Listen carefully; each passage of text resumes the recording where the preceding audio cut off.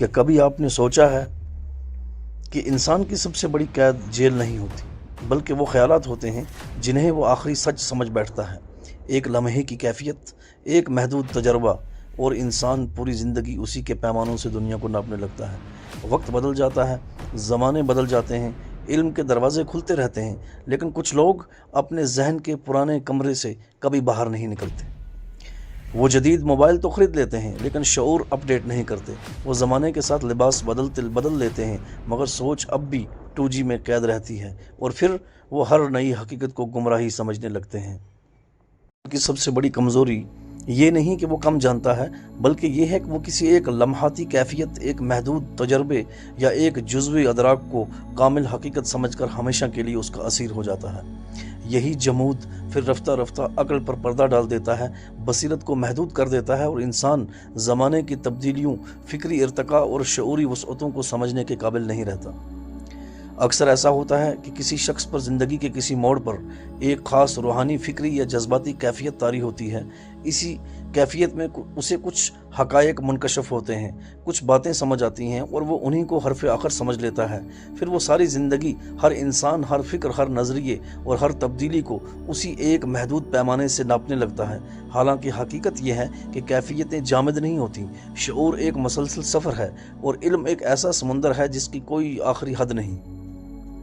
صوفیہ نے ہمیشہ کہا کہ جو شخص اپنے آج کے علم کو آخری علم سمجھ بیٹھا وہ کل کی حقیقتوں سے محروم ہو گیا، کیونکہ انسان خود بھی وقت کے ساتھ بدلتا ہے۔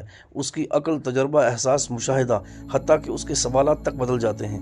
جو شخص 10 برس پہلے کی ذہنی سطح پر کھڑا رہ جائے وہ دراصل وقت کے قافلے سے کٹ جاتا ہے۔ یہ بالکل ایسے ہی ہے جیسے کوئی شخص آج کے مصنوعی ذہانت، کوانٹم ٹیکنالوجی اور 5G یا 7G کے دور میں کھڑا ہو کر دنیا کو اب بھی 2G کی رفتار اور صلاحیت سے جانچنے لگے۔ اب اگر وہ 5G کے امکانات کو سمجھ نہ سکے تو اس میں قصور ٹیکنالوجی کا نہیں بلکہ اس کے محدود فہم کا ہے، کیونکہ جس کے ہاتھ میں ابھی تک نوکیا 1100 ہو وہ آئی فون کے پورے نظام شعور، اس کی اپلیکیشنز اور اس کی مصنوعی ذہانت، اس کی پیچیدہ ساخت کو صرف کال کرنے والا آلہ سمجھ کر پرکھے گا تو یقیناً اس کی اصل حقیقت تک نہیں پہنچ سکے گا۔ اصل مسئلہ یہی ہے کہ کچھ لوگ اپنی فکری نوکیا اسٹیٹ سے کبھی باہر نہیں نکلتے۔ وہ وقت کے ساتھ ظاہری سہولتیں تو قبول کر لیتے ہیں، نفس کی راحت کے لیے دنیا کی جدید آسائشیں بھی اپنا لیتے ہیں، مگر شعور کو اپ ڈیٹ نہیں کرتے۔ ان کے موبائل بدل جاتے ہیں، لباس بدل جاتے ہیں، رہن سہن بدل جاتا ہے، لیکن فکر وہی رہتی ہے جو کسی پرانی کیفیت کے لمحے میں منجمد ہو چکی تھی۔ یہ رویہ صرف فکری کمزوری نہیں بلکہ روحانی جمود بھی ہے، کیونکہ تصوف کا اصل پیغام تو مسلسل سفر ہے۔ صوفی کبھی خود کو مکمل نہیں سمجھتا، وہ ہر نئے دن کو ایک نئی معرفت کا دروازہ سمجھتا ہے۔ حضرت بایزید بستامی رحمۃ اللہ تعالی فرماتے تھے کہ جس دن مجھے لگا کہ میں پہنچ گیا ہوں اسی دن میں گر گیا۔ معرفت کی راہ میں سب سے بڑا حجاب یہی میں جان چکا ہوں کا غرور ہے، کیونکہ جو شخص اپنے علم کو مکمل سمجھ لیتا ہے اس کے لیے نئے حقائق کے دروازے بند ہو جاتے ہیں۔ پھر وہ ہر نئی بات کو گمراہی سمجھنے لگتا ہے، ہر نئے زاویہ فکر کو خطرہ تصور کرتا ہے اور ہر بدلتی حقیقت کو رد کر دیتا ہے۔ حالانکہ کائنات کی پوری ساخت ہی تبدیلی پر قائم ہے۔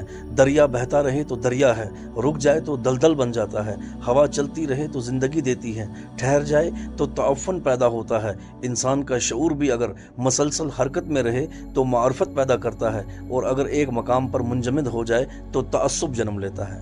بعض لوگ یہ سمجھتے ہیں کہ ثابت قدمی کا مطلب یہ ہے کہ انسان کبھی اپنے زاویہ نظر پر نظر ثانی نہ کرے، حالانکہ یہ ثابت قدمی نہیں بلکہ ذہنی پتھراؤ ہے۔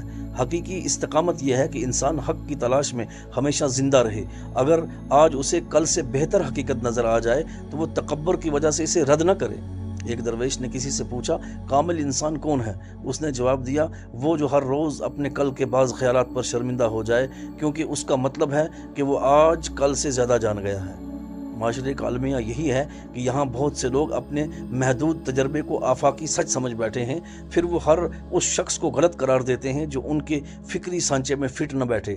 وہ یہ بھول جاتے ہیں کہ زندگی محض ان کے ادراک کا نام نہیں بلکہ حقیقت ان کی سوچ سے کہیں زیادہ وسیع، گہری اور متحرک ہے۔ حقیقت یہ ہے کہ علم ایک زندہ شے ہے، شعور ایک مسلسل ارتقاء کا نام ہے، اور انسان جتنا زیادہ سیکھتا ہے اتنا ہی اسے اپنی لا علمی کا احساس ہوتا ہے۔ یہی احساس لا علمی دراصل معرفت کا پہلا دروازہ ہے۔ جو شخص آج بھی زمانے کو کل کے پیمانوں سے ناپ رہا ہے وہ دراصل حقیقت کو نہیں اپنے محدود ذہن کو ثابت کرنے کی کوشش کر رہا ہے، اور جو انسان اپنے ذہن کو ہی آخری معیار سمجھ لے وہ کبھی حقیقت کے سمندر تک نہیں پہنچ سکتا، کیونکہ سمندر ہمیشہ ان لوگوں کو راستہ دیتا ہے جو اپنے برتن کو خالی رکھنے کا ہنر جانتے ہوں۔